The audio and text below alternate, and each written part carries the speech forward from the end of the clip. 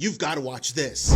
So the most mysterious passage in the Old Testament is also the most mind-blowing passage when you understand it. Stick with me here, the payoff's huge. So in Genesis 15, God says he wants to, quote, make a covenant, which was like a contract with Abraham.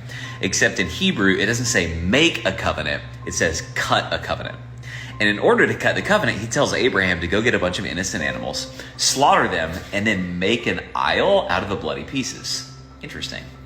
Now, what would normally happen in a covenant is the lesser being, Abraham, would walk between the pieces, reciting the promises of the covenant as if to say, hey, if I break the terms of this covenant, may I become like these slain animals. But in Genesis 15, something happens that occurs nowhere else in all of recorded ancient Near Eastern literature. Just when Abraham was going to walk the pieces, God puts him in a deep sleep. God himself appears as a flame of fire, and God walked the pieces to make the covenant.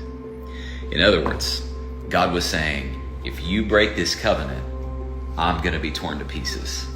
And my friends, that is exactly what happened 2,000 years later. Jesus, the Lamb of God, was ripped to shreds at the cross. Why?